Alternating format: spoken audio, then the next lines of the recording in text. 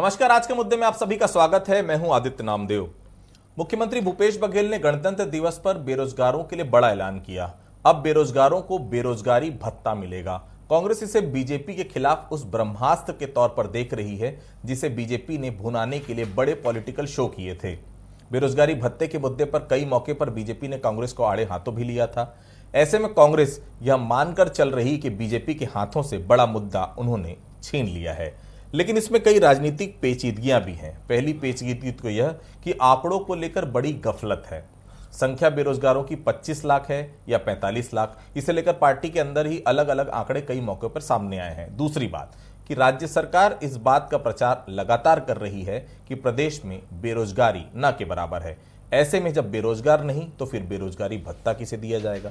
यही वजह है कि जैसे ही मुख्यमंत्री भूपेश बघेल ने यह ऐलान किया, बीजेपी खेमे से यह सवाल पूछा जाने लगा कि बेरोजगार है ही नहीं तो फिर बेरोजगारी भत्ता आखिर किसे। जाहिर है यह मुद्दा चुनाव में बड़े घमासान की तरफ इशारा कर रहा है। चर्चा आज हम इन तमाम पहलुओं पर खंगालने की कोशिश भी करेंगे, जिसमें बीजेपी और कांग्रेस दोनों अपना अपना पॉलिटिकल एजेंडा सेट करने में लगे हुए हैं। कहीं बेरोजगारी भत्ते की आड़ में बेरोजगार टूल तो नहीं बन जाएंगे? क्या यह मुद्दा चुनाव के लिए कांग्रेस के लिए नई मुसीबत तो खड़ा नहीं कर रहा है? इन्हीं तमाम मुद्दों पर हम विचार विमर्श करेंगे। हमारे साथ एक पैनल भी जुड़ेगा। उसके पहले चलिए आपको सुनवाते हैं कि आखिर क्या कुछ कहा था मुख्यमंत्री ने और उसके बाद विपक्ष का इस विषय पर क्या पलटवार आया। 4 साल का बेरोजगारी भत्ता का हिसाब पहले मांगेंगे। पहले 4 साल का दो, फिर आखिरी साल का देंगे। अभी तो हिसाब मेरे को करना है कि 4 साल का बेरोजगारी भत्ता जितना है और जो उन्होंने वादा किया था उस हिसाब से पहले पेमेंट हो जाए, फिर आगे आने वाले साल का देखेंगे। नए वित्तीय वर्ष का मतलब तो चुनावी झुंझुना माना जाएगा उसको। फिर से वाचन करें कि कांग्रेस पार्टी में यदि थोड़ी सी विश्वसनीयता है तो 17 दिसंबर 2018 से बेरोजगारों को भत्ता दें, और नहीं तो बजट आएगा, बजट के विभागों तक पहुंचने तक चुनाव की आचार संहिता आ जाएगी और ऐसी घोषणाओं का कोई मतलब नहीं है। और जन घोषणा पत्र को गंभीरता से लेते हैं तो उनको भूतलक्षी प्रभाव से दिसंबर 2018 से देना चाहिए, तभी यह छत्तीसगढ़ के बेरोजगारों के साथ न्याय होगा, नहीं तो इसको चुनावी माना जाएगा। उन बेरोजगारों को बेरोजगारी भत्ता दिया जाएगा। आने वाले समय में मैं ऐसा समझता हूं कि छत्तीसगढ़ सरकार के द्वारा ये जो कार्य किया जा रहा है, माननीय मुख्यमंत्री जी ने जो घोषणा किए हैं, घोषणा पत्र में उल्लेखित जो हमारी घोषणा थी उसका भी पूर्ण हुआ, और दूसरा यहाँ के बेरोजगारों के हित में मैं समझता हूँ कि बहुत ऐतिहासिक और बड़ा फैसला है। अब भारतीय जनता पार्टी अपने सरकार के रहते किसानों को बोनस दे नहीं पाई, किसानों को समर्थन मूल्य दे नहीं पाई, किसी बेरोजगारों को बेरोजगारी भत्ता दे नहीं पाई, तो उनको अपने गिरेबान में झांकना चाहिए कि उनकी सरकार ने बेरोजगारों के साथ कितना छल किया है। तो आपने सुना क्या कुछ कहा जिम्मेदारों ने। देखिए, शुरुआत इसकी हुई थी 26 जनवरी, जिस दिन गणतंत्र दिवस था। जगदलपुर में मुख्यमंत्री भूपेश बघेल ने बेरोजगारी भत्ता देने की वहां पर घोषणा की थी। और सबसे बड़ी बात है, कांग्रेस के घोषणा पत्र में यह बिंदु शामिल था। 4 साल बाद इस घोषणा पर अमल होने जा रहा है। ये बात की जा रही है कि 1 अप्रैल से बेरोजगारी भत्ता दिया जा सकता है। कितना दिया जाएगा, कितनों को दिया जाएगा, फिलहाल ये क्लियर नहीं, लेकिन एक बड़ा मूव है कांग्रेस सरकार का। हालांकि विपक्ष के अपने आरोप हैं कि जब बेरोजगार है ही नहीं तो फिर बेरोजगारी भत्ता आप किसे दे रहे हैं। चलिए इसी विषय पर हम चर्चा की शुरुआत करते हैं। हमारे साथ चर्चा के लिए 3 बेहद खास मेहमान मौजूद हैं। हमारे साथ घनश्याम राजू तिवारी जी हैं, कांग्रेस के वरिष्ठ नेता हैं, प्रवक्ता हैं, बहुत स्वागत करता हूं उनका। राजू चक्रवर्ती साहब हैं, भारतीय जनता पार्टी के वरिष्ठ नेता हैं, बहुत स्वागत करता हूं उनका। रामवतार जी हमारे साथ जुड़े हुए थे, रामवतार तिवारी जी वरिष्ठ पत्रकार हैं, बहुत स्वागत करता हूं उनका। सबसे पहले मैं घनश्याम जी के पास चलता हूं। घनश्याम जी, बेरोजगारी भत्ते की आखिर जरूरत क्यों पड़ रही है? हम देख रहे हैं लगातार सरकार रोजगार दे रही है, नियुक्तियां दे रही है। जिन राज्यों की हम चर्चा करें, क्योंकि जहां जहां बेरोजगारी भत्ते की बात आ रही है, बहुत सक्सेसफुल नहीं रहा है बेरोजगारी भत्ता, क्योंकि उसमें हर समय यही बात आई है कि कहीं ना कहीं सरकारी खजाने को केवल चूना लगता है और कुछ ऐसे आंकड़े आते हैं जो अविश्वसनीय होते हैं। क्या कुछ कहेंगे घनश्याम जी? देखिए आदित्य जी, सर्वप्रथम तो मैं इस जन कल्याणकारी, लोक कल्याणकारी, एक संवेदनशील फैसले पर जिस प्रकार का निर्णय प्रदेश के यशस्वी मुख्यमंत्री भूपेश बघेल जी ने लिया है, इसके लिए मैं उनके प्रति कृतज्ञता व्यक्त करता हूं, आभार व्यक्त करता हूं। लेकिन जहां तक रही आंकड़े और इसमें मीन मेक निकालने के विषय पर जो चर्चा कर रहे हैं, याद होगा आदित्य जी, जब हमने अपने संकल्प या घोषणा पत्र जिसे हमने लाया था, तब हमने 2500 रुपये समर्थन मूल्य देने की बात की थी। तो चाहे वो विपक्षी दल के लोग हों या फिर मीडिया के हवाले से हो, बहुत से ऐसे सवाल हुए कि आखिर 2500 रुपये समर्थन मूल्य प्रति क्विंटल सरकार दे कैसे सकती है। लेकिन आखिर वो भी साबित हुआ कि हमने किस तरीके से 2500 रुपये किसानों को उनकी मेहनत के दाम दिए। आज सबसे बड़ी बात यह है कि प्रदेश में 0.5 मतलब आधा प्रतिशत बेरोजगारी दर है, जो ICMR की रिपोर्ट है, जिसके आधार पर हम लगातार इस बात के दावे करते हैं। उस बेरोजगारी भत्ते का निर्णय जो उन्होंने लिया है भूपेश बघेल जी ने, निश्चित ही स्वागत योग्य है। लेकिन जो बातें बार बार भारतीय जनता पार्टी ने पिछले 4 सालों में कही कि बेरोजगारी भत्ते का वायदा किया, घोषणा पत्र में उसका उल्लेख था, ये अपने वायदों से मुकर रहे हैं। मैं आपको आदित्य जी स्पष्ट कर दूं, घोषणा पत्र की वो कॉपी भी मैं लेकर आया हूं। हमने कभी भी इस बातों को घोषणा पत्र में नहीं कहा था कि बेरोजगारों को हम किसी प्रकार का भत्ता देंगे। लेकिन संवेदनशील मुख्यमंत्री हैं, जो भी प्रदेश की ज्वलंत समस्या रही है उस समस्या पर निराकरण करना एक विधिवत तैयारी के साथ, ये भूपेश बघेल जी की पहचान रही है। आज प्रदेश में जितने भी बेरोजगार युवा हैं उनको अगर 2500 रुपये प्रति माह दिया जाता है तो निश्चित ही मैं समझ सकता हूं कि एक सराहनीय कदम है। और जिस प्रकार से हमने वायदे किए, चाहे राजीव गांधी किसान न्याय योजना की बात करूं, गोधन न्याय योजना की बात करूं, या फिर किसी मजदूर के साथ न्याय की बात करूं, न्याय की तो लंबी फरसियत है इस प्रदेश में। तो युवा जिस भी प्रकार से आज बेरोजगारी की स्थिति में है, उनके साथ फिर से एक न्याय होने जा रहा है, जिसके लिए छत्तीसगढ़ का युवा भूपेश बघेल जी के प्रति आभार और कृतज्ञता व्यक्त कर रहा है। राजीव जी, दिक्कत क्या है? आप ही लोग आरोप लगाते थे बेरोजगारी भत्ता नहीं मिल रहा है, बेरोजगारी भत्ता दे रहे हैं फिर भी आप लोग को दिक्कत है। एक बड़ा शो किया था आपके राष्ट्रीय अध्यक्ष भारतीय जनता युवा मोर्चा के आए थे, मुझे बहुत अच्छे से याद है, गांधी मैदान में, जब यही मांग थी आपकी कि बेरोजगारी भत्ता दिए, फिर विरोध क्यों हो रहा है? और सबसे बड़ी बात है, कहीं ये विरोध आपको छत्तीसगढ़ के युवाओं के खिलाफ तो नहीं कर देगा राजीव जी? आदित्य जी, जैसे हर्ष शराबबंदी का हुआ कि इन्होंने अपने घोषणा पत्र में सबसे पहले लिखा था कि छत्तीसगढ़ को हम शराब मुक्त करेंगे, और गंगा जल की कस्में भी खाई थी। हालांकि मैं उस विषय पर अब नहीं जाता, विषय दूसरा है। लेकिन जैसे हर्ष शराबबंदी का हुआ कि कमेटी पे कमेटी बन रही है, जैसे हर्ष स्वास्थ्य विभाग का हुआ, मुझे याद है 4835 करोड़ का इन्होंने स्वास्थ्य बजट की बात की थी। आज देखिए जिला चिकित्सालयों की क्या स्थिति है। मेकाहारा में एक पैरासीटामोल क्रोसिन टैबलेट उपलब्ध नहीं है। तो ये जो हश्र हुआ है, ये बिल्कुल ये शिगुफा है। जिस प्रकार का शिगुफा या कहना चाहिए जुमला ये कांग्रेस पार्टी समझती कि जनता बड़ी भोली भाली है। वाकई में छत्तीसगढ़ की जनता बहुत भोली भाली है। तो इन्होंने वो जुमला देकर शराबबंदी का झूठा वादा किया, इनका स्वास्थ्य का वादा जुमला साबित हुआ। ठीक उसी प्रकार से ये कहते हैं, एक तरफ कहते हैं कि बेरोजगार है ही नहीं, छत्तीसगढ़ में गायब हो गया। आप आ जाइए, आपको दिखा देता हूँ आदित्य जी, लंबी फौज खड़ी हुई है, और ये उल्टा ये छत्तीसगढ़ को शराबगढ़ बनाने में पूरे युवाओं को शराब के नशे में धकेल रहे हैं। तो ये जनता जानती है कि ये कितना हकीकत है, कितना फसाना है। उल्टे मैं आपको बता दूं, आप बूढ़ा तालाब चलिए जहां धरना प्रदर्शन चल रहा है, जो पंचायत विभाग की जो सेविकाएं हैं, जो महिला बाल विकास की सेविकाएं हैं, इन्होंने लिखा था अपने घोषणा पत्र में कि आप डिलीवरी कराएंगे, आप पीलिया की पहचान कराएंगे, तमाम तरह की जो बातें रहती है उन्हें हम इंसेंटिव देंगे। तो वो तो उनको उल्टा उनके काम को छीन लिया इस सरकार ने, उन्हें बेरोजगार बना दिया आंगनबाड़ी सेविकाओं को। तो ये सारी बातें जनता जानती है। जो आप आ जाइए धरना स्थल पे, विभिन्न पूरे जिले में, रायपुर की बात नहीं, तो ये छलावा करने वाली सरकार है,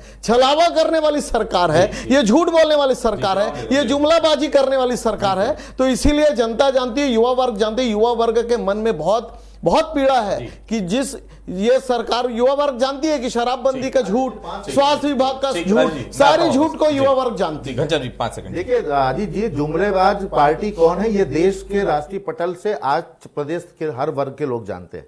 ये कह रहे हैं कि आज किस आधार पर बेरोजगारी भत्ता दिया जा रहा है। मैं पूछना चाहता हूं, अगर प्रदेश के मान लीजिए मैं एक एवरेज के तौर पर 5 लाख युवाओं की बात करूं, क्या उन्हें अगर बेरोजगारी भत्ता मिला तो भारतीय जनता पार्टी के पेट में दर्द है, कोई तकलीफ है? सुन लीजिए, हाँ, आपने 2003 में अपने संकल्प पत्र में कहा था भाई साहब कि 500 रुपए प्रति माह बेरोजगारी भत्ता देंगे। 2008 का चुनाव जीता।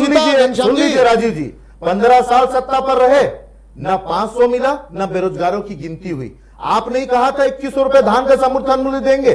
पलटी मार गए, जुमलेबाजी निकला। 300 रुपए समर्थन धान का बोनस देंगे, आपके वायदे झूठे निकले। आप किस मुंह से इस बात को कह रहे हैं? हमने तो वायदा नहीं किया था, लेकिन हम वायदों को पूरा कर रहे हैं। और आज आप शराब पर बात कर रहे हैं, आप मितानिन पर बात कर रहे हैं। अरे आज बेरोजगारों पर बात करिए। 2 करोड़ लोगों को रोजगार देने का वायदा आपका था, भूल गए जुमलेबाज सरकार के लोग, और जुमलेबाजी का आरोप हम पर लगा रहे हैं। थोड़ा अपने आप को आईने में देखिए। रामतौर जी, ये राजनीतिक मायने क्या है? इसकी चुनावी वर्ष है, आप भी देख रहे हैं निश्चित तौर पर, क्या चुनावी इसका राजनीतिक मायने? दूसरा, ये वैसे ही तो नहीं है जैसे धान के बोनस का ऐलान डॉक्टर साहब ने चौथे साल किया था, मतलब चुनावी वर्ष में किया था।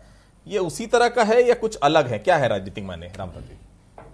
पहले तो ये अपनी घोषणा पत्र में इन्होंने दिया था बेरोजगारी भत्ता, तो एक वादा को पूरा करना है, नहीं तो एक गलत संदेश जाता देंगे कि नहीं देंगे, और एक बड़ा मुद्दा बन सकता था ये विपक्ष का, क्योंकि बड़ा वर्ग युवा है, उस युवा वर्ग को जोड़ने, बड़े संख्या में मतदाता हैं, तो कोई भी पार्टी या सरकार जो है सबसे ज़्यादा फोकस महिलाओं और युवाओं पर करती है, तो उस वर्ग को प्रभावित करने, अपने साथ जोड़ने के लिए जो इन्होंने वादा किया था, एक ग्रुप का एक का इन्होंने चुनाव के पहले दिया है। इससे जो युवा हैं, जो पढ़ लिख कर नौजवान हैं, जिनको नौकरी नहीं मिल पा रही है या परीक्षा अलग अलग दिला रहे हैं, उन युवकों के लिए एक राहत भरा ये काम हो सकता है। अब ये मुफ्त में बांटने का आरोप भी लग सकते हैं कि सरकार चुनाव के पहले रेवड़ी बांट रही है, युवाओं को उनको दे रही है ताकि वो उसको चुनाव जिताए। तो एक सरकारी संसाधन का दुरुपयोग, एक तो बजट अभी है नहीं, पैसा नहीं है सरकार के पास, सरकार का आर्थिक संकट है, उसके बीच ये घोषणा जो की गई है, इसके अलग अलग मायने निकाले जा सकते हैं। राजनीतिक तौर पर ये कांग्रेस के लिए फायदेमंद हो सकते हैं, मगर आर्थिक सेहत के लिए सरकारी तौर पर ये एक नुकसानदायक कदम हो सकता है, एक कठोर कदम है किसी भी सरकार के लिए इस तरह से करना। और तीसरी बात जो है कि चुनाव में अब जाने की तैयारी दोनों पार्टियां रख रही, तो जो युवा है उन युवाओं को जो जोड़ेगा, बड़ी संख्या में युवक हैं जो राजनीतिक दल में, युवा को कैसे जोड़ा जाए राजनीतिक तरीके से। हालांकि कांग्रेस ने इसके पहले एक और मंच तैयार किया है, उसके जरिए भी पैसा दे रहे हैं, राजीव गांधी मितान योजना के तहत, और ये बेरोजगारी भत्ता हो गया। तो इस वर्ग को एक जोड़ने का राजनीतिक नजरिया है जो इनका घोषणा पत्र में था। अगर नहीं करते तो ये बड़ा मुद्दा बन सकता था, उसके पहले की ये घोषणा की गई है। एक मिनट 5 सेकंड दीजिए, 5 सेकंड दे दीजिए। घनश्याम जी, ये जो CMI के आंकड़े हैं जो जारी होते हैं, उसमें ये बताया गया कि 0.1 के आसपास बेरोजगारी दर है पूरे प्रदेश में, उससे ज्यादा नहीं। और निश्चित तौर पर केंद्र की अगर हम बात करें तो कहीं बहुत पीछे है। निश्चित तौर पर छत्तीसगढ़ बेरोजगारी को रोजगार देने में काफी आगे है। लेकिन दांव उल्टा तो नहीं, हास्यास्पद तो नहीं लग रहा है, क्योंकि खुद के दावे को आप उलट बता रहे हैं। एक तरफ बोल रहे हैं कहीं बेरोजगार बचे नहीं है, 0.1 मतलब बहुत कम, फिर किस आधार पर बेरोजगारी भत्ता? ये थोड़ा सा मतलब ये समझ से परे, थोड़ा समझाने की कोशिश करेंगे। मैंने पहले ही कहा आदित्य जी, जैसा कि हमारी घोषणा पत्र में 2500 रुपए समर्थन मूल्य की बात थी, बहुत सारे प्रश्न उठे थे, लेकिन आज पिछले 4 सालों में किसानों की आर्थिक उन्नति उसी आधार पर हुई है। रही बात युवाओं को बेरोजगारी भत्ते की, इसके पैमाने क्या होंगे बहुत जल्द ही हम आपके सामने होंगे। विषय तो इस बात का है आदित्य जी, अगर मान लीजिए 5 लाख, मैंने कहा ना 5 लाख युवा को ही अगर बेरोजगारी भत्ता मिल रहा हो तो इससे किसकी सेहत पर नुकसान हो रहा है? और भारतीय जनता पार्टी करना क्या चाहती है? जब भी वो सरकार के खिलाफ में बात करती है तो प्रदेश के हित में जो निर्णय लिए जाते हैं उसके खिलाफ में विरोध करने खड़े जाते हैं। तो भारतीय जनता पार्टी पहले तय कर रही है। एक बात और बता दूं, हमने अपने घोषणा पत्र में इन बातों का उल्लेख किया था, युवाओं को रोजगार से जोड़ेंगे, उनको रोजगार देने का काम करेंगे, जिसके तहत हमने युवा मितान योजना के आधार पर लोगों को जोड़ा, ग्रामीण मितान योजना के आधार पर जोड़ा, और उनको कहीं ना कहीं आर्थिक रूप से संपन्न करने का हमने कार्य किया।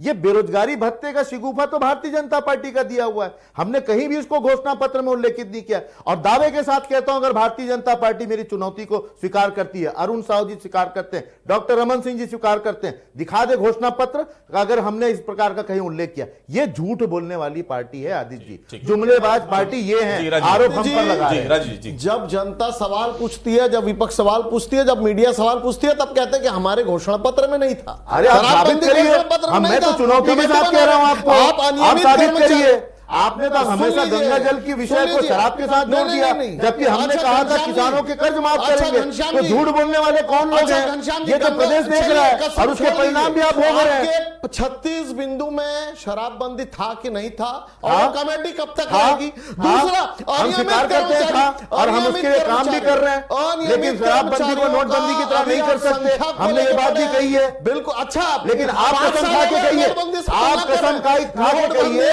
कि कहीं पर भी इस बात का उल्लेख है क्या कि बेरोजगारों को हम भत्ता देंगे? लेकिन आप खाइए कसम, आप कसम खाइए जी। आप अभी हम मुझसे कह रहे हैं, आप कसम खा के बताइए कि बेरोजगारी भत्ते की घोषणा हमने की थी। आप कसम खाइए, आप कसम खाइए, अधिकृत रूप से कसम खाइए। आप अपने पद के अधिकृत रूप से कसम खाइए। आप प्रवक्ता तो नहीं है, लेकिन संचार विभाग के सदस्य हैं। आप कसम खा के बताइए, सुनिए, कसम खा के बताइए आप। लेकिन ये आपकी जुमला, आपका झूठ, ये अरे हमें बताने की जरूरत नहीं, जनता को बताइए। राजीव जी, जनता को बताइए, जनता को, जनता को राजीव जी, राजीव जी, राजीव जी, लेकिन आप झूठ से बात नहीं आ रहे। ठीक, राजीव जी, राजीव जी, एक मिनट। राजीव जी, यूपी में भी आपने बेरोजगारी भत्ता देने की बात कही है, कर्नाटक में भी आप बेरोजगारी भत्ता देने की बात कर रहे हैं। भाई आप चाहते क्या है बेरोजगारी भत्ते को लेकर? क्या सुधार को लेकर कोई प्लान है आपके पास? क्योंकि दोनों राज्यों में आपकी सरकार है, वहां देने की बात आपने की है, तो यहां की सरकार दे रही है, आपको ऐसा लग रहा है कि उसमें कुछ डिफिकल्टी है, कोई दिक्कत है, तो भाई उसमें सुझाव दीजिए ना। प्रधानमंत्री झूठ बोल सकते हैं। आदि जी, प्रति वर्ष 2 करोड़ लोगों को रोजगार घोषणा करते हैं, 8 सालों में 16 करोड़ लोगों के रोजगार नहीं दिए, और वही 16 करोड़ लोगों के रोजगार छीन लिए। तो ये क्या बात करेंगे? ये क्या बात करेंगे वायरों की? ये बात करेंगे बेरोजगारों की, रोजगारों की? राजीव जी, हम जहां जहां कोशिश करते हैं कि बेरोजगारों की दशा दिशा सुधरे और उन्हें वापस जुमला देने का काम करते हैं आप लोग। लेकिन जुमला, पार्टी गोबर झूठ बीनने बोलना, वालों को, झूठ पूरे बोलना, युवाओं को कहती है कि गोबर बीनो, वो रोजगार है। ये देखिए, ये सोच है भारतीय जनता पार्टी की। ये गोबर की महत्ता, गोबर की महानता को समझ ही नहीं पाए, और इसीलिए इन्हें ये भोगना पड़ रहा है। आज गोबर वही चीज है राजीव जी, जिसके आधार पर लोगों को आर्थिक रूप से लाभ हो रहा है। गोबर वही चीज है जिसको केंद्र सरकार बुरी बुरी तारीफ करती है। गोबर वही चीज है जहां आपके केंद्रीय मंत्री सराहना करते हैं गोबर से बनाए हुए पेड़। आज जिस प्रकार से परिचालन प्रदेश में है, जी, रामोदर जी, मेरा सवाल आपसे ये था कि सरकार युवाओं को बड़ा वोट बैंक मानकर चल रही है, बड़ा पॉलिटिकल एजेंडा युवा होंगे अगले चुनाव में बहुत साफ है, क्योंकि जो वोट शेयर नजर आ रहा है वो निश्चित तौर पर 2023 का चुनाव युवाओं के इर्द गिर्द होगा। इसलिए तो नहीं युवाओं को साधने की कोशिश हो रही है रामोदर जी? ये युवाओं को साधने की रणनीति का हिस्सा है।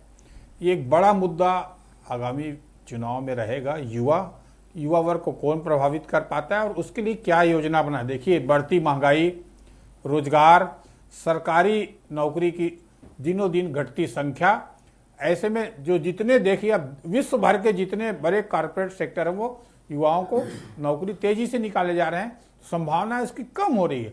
ऐसे में जो युवा हैं, उन युवकों को संभालने के लिए उनकी दशा और दिशा तय करने, उनको काम बेहतर तरीके से सम्मान मिल पाए, इस दिशा में सरकार ने सोचा है। ये अकेले राज्य सरकार नहीं, केंद्र सरकार और कई राज्य सरकार इस दिशा में काम कर रहे हैं।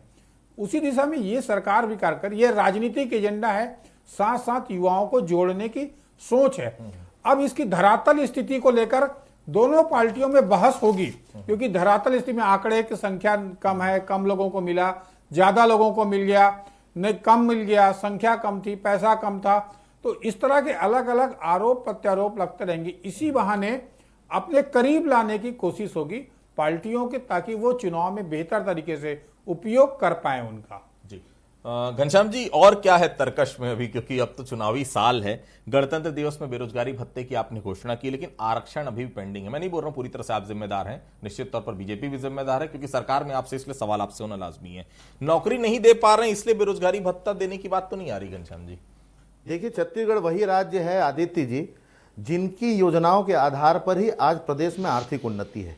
15 साल के दलदल और भ्रष्टाचार और कुशासन और कमीशन 19वें चोरी स्थान से पर है, राजू हमने जी। इस सरकार जी, जी, जी। को, हमने इस प्रदेश को दलदल से निकाला है, वाह, और जिसका वाह, परिणाम भी यही है कि आज देश में 17 से छत्तीसगढ़ 19वें की में चला योजनाओं गया। का राष्ट्रीय स्तर पर डंका बजता है। बहुत प्रधानमंत्री बढ़िया। जी तारीफ करते हैं, इनके केंद्रीय कोई मंत्री तारीफ तारीफ नहीं करते हैं, कोई लेकिन नई छत्तीसगढ़ योजना में नहीं है। बैठी हुई भारतीय जनता पार्टी, जिनको गोबर की महत्ता नहीं पता, वो इस अरे प्रकार आज के का नहीं, बयानबाजी बहुत करते पुरानी है, हैं। ये पुरातन झूठ संस्कृति बोलने है। वाले लोग, गुमराह वो चारा करने वाले घोटाले का लोग, मॉडल है। जुमलेबाजी करने वाले छत्तीसगढ़ लोग का ये गोबर समझेंगे मॉडल कि चारा छत्तीसगढ़ की घोटाले की- योजनाओं को, और योजना का विरोध करते करते, कांग्रेस का विरोध करते करते ये जनता के हित का आप विरोध शराब करने पे लगे। कह दीजिए और ना, इसका कितनी परिणाम ही में कमेटी ये बनाई? मिला आदित्य जी अनियमित कि पिछले कर्मचारियों को 4 बता सालों में दीजिए ना, कितनी चाहे कमेटी विधानसभा बनाएंगे? के उपचुनाव हो, ये बेरोजगारी नगरीय निकाय भत्ता के भी चुनाव हो, कमेटी में चला पंचायती जाएगा। राज के चुनाव हो, सब में भारतीय जनता पार्टी का सुपड़ा साफ हुआ है, लेकिन इन्हें अक्कल नहीं है। नहीं, और विधानसभा आज भी में ये देख झूठ बोलने का लीजिएगा। काम कर रहे हैं, आज भी गुमराह करने का काम कर रहे हैं। मुझे तो अच्छा लगता है कि विपक्ष एक मजबूत स्थिति में खड़े होती। आप हमारा विरोध करिए साहब, कहीं दिक्कत नहीं है, नहीं, जुमले के लेकिन साथ नहीं देंगे राजू जी। प्रदेश में झूठ के अगर साथ युवाओं नहीं के साथ मिलेगा। आपने विरोधाभास किया,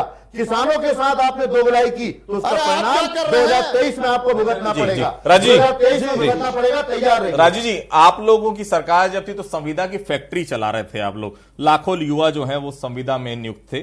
सरकार नौकरी दे रही है, युवा कांग्रेस के पक्ष में जा रहे हैं, इस डर से तो नहीं विरोध कर रहे हैं बेरोजगारी भत्ता का? आदित्य जी, युवा तो लामबंद हो गया कांग्रेस को हटाने के लिए, कांग्रेस के षड्यंत्र के खिलाफ। युवा वर्ग एकात्म कह परिसर रहा है में, कि शराब के एकात्म नदी में परिसर में झोंकने के हमने होंगे, वोट जहां नहीं दिया आपके था। किसी आंदोलन में युवा लोग कह नहीं रहे जुड़ हैं रहे, कि आम लोग नहीं जुड़ हमने रहे, अनियमित वो मुट्ठी भर कर्मचारियों की छत्तीसगढ़ में लंबी भर्ती 36 की टुकड़ों में थी। बैठी हुई भारतीय 2 जनता लाख। पार्टी, अच्छा राजू जी, एक चीज 36 का टुकड़ों में शान से बैठी जवाब भारतीय दीजिए। जनता नहीं, पार्टी। राजू जी, 2 लाख आपके घोषणा पत्र में था, जो कर्मचारी हैं हम उनकी वैकेंसी से उनकी अरे पोस्टिंग पहले करेंगे। तय कर लीजिए, आप 4 सवाल सालों क्या में। कर रहे हैं? नहीं, नहीं, आप 2 अपने साल। बात में खुद 2 गुमराह हैं। लाख जो आप नियमित जैसे कर्मचारियों की प्रदेश को भर्ती गुमराह थी, करना चाहते पुलिस की हैं, भर्ती, आप अपने शिक्षकों सवालों की में भर्ती। गुमराह हैं। और कायम कर कभी रहे आप हैं। किसानों पर बात आपकी कर रहे हैं, सरकार- कभी नहीं, शराबबंदी पर बात। अरे आपने विषय हर पर बात वर्ग को करिए ना। धोखा दिया है। 2003 में आपने जुमला दिया था ना, 500 रुपए प्रति बेरोजगारों को देंगे, दिया क्या? किसानों को 2100 रुपए की बात की थी, आपने दिया क्या? 300 रुपए समर्थन मूल्य की बात की थी, आपने दिया क्या? अरे तो झूठ बोलने वाले, वादा खिलाफी करने वाले हमसे ये सवाल न करें। हम जनता के प्रति प्रतिबद्ध हैं, संवेदनशील सरकार है, जिम्मेदार सरकार है, हम अपनी जवाबदारी को पूरा कर रहे हैं। जरूरत आपको है जिन्होंने ठीक है गुमराह राजू जी। किया है। जी रामोदर जी, ये आपको गुमराह कांग्रेस के लिए बड़ी मुसीबत तो नहीं बन जाएगा बेरोजगारी भत्ता? क्योंकि आंकड़े कितने होंगे और सबसे बड़ी बात है कितना आप देंगे? ये वाकई में ब्रह्मास्त्र मान रहे हैं आप इस योजना को? ऐसा तो नहीं, क्योंकि बीजेपी के लोग विपक्ष में हैं, लेकिन रमन सिंह अगर ये सवाल उठा रहे हैं तो निश्चित तौर पर कुछ ना कुछ तोल मोल के ही सवाल उठा रहे होंगे। क्या लगता है मुसीबत तो नहीं पड़ जाएगी बेरोजगारी भत्ता कांग्रेस के लिए आने वाले चुनाव में? रामोदर जी, ये मुसीबत रहेगी। आपने सही तरीके से इंगित किया है कि अब जब फॉर्म भराने की बारी आएगी और दिशा निर्देश जारी होंगे, संख्या के आंकड़े को लेकर तो लंबी भीड़ आप इन दिनों देखने को मिलेगा, और इसको लेकर दावे प्रतिदावे चलेंगे। राशि कम है, ज्यादा है, संख्या वो छूट गया, ये दिशा निर्देश नहीं दे, तो ये राजनीति चुनाव तक चलेगा। और ये इसमें एक बड़ा रोल ये रहेगा कि जो इसको संभाल पाएगा। अगर बड़ा वर्ग जो है वो कांग्रेस के साथ जुड़ गया कि हमको पैसा मिल रहा है, हम बेरोजगार हैं दिखाने का, तो वो कांग्रेस को फायदा हो जाएगा। और अगर नाराजगी बढ़ गई, कम लोगों को दिया गया, ज्यादा लोगों को नहीं दिया गया, तो ऐसे में भाजपा उसको भुनाने की कोशिश करेगी। तो यही तोल मोल की राजनीति इसके बाद शुरू होगी, वो देखने लायक रहेगा। तो फिलहाल वेट एंड वॉच की स्थिति है, और निश्चित तौर पर कांग्रेस ने एक बड़ा दांव तो जरूर खेला है, क्योंकि छत्तीसगढ़ में एक तरफ सरकार कह रही बेरोजगार नहीं है, लेकिन फिर भी बेरोजगारी भत्ता अगर दिया जा रहा है तो निश्चित तौर पर युवाओं को फायदा होगा। लेकिन मैंने फिर कहा, इंप्लीमेंटेशन जितना प्रॉपर होगा उतना ये योजना आगे बढ़ेगी और युवाओं का साथ इसे मिलेगा। लेकिन इंप्लीमेंटेशन में अगर थोड़ी भी गड़बड़ी हुई तो इसका नुकसान भी कांग्रेस सरकार को हो सकता है। आप सभी लोग हमसे जुड़े, आप सभी लोगों को बहुत बहुत धन्यवाद। तो आज के मुद्दे फिलहाल इतना ही, अगली बार फिर किसी अन्य मुद्दे पर आपसे मुलाकात होगी, तब तक के लिए बहुत बहुत धन्यवाद।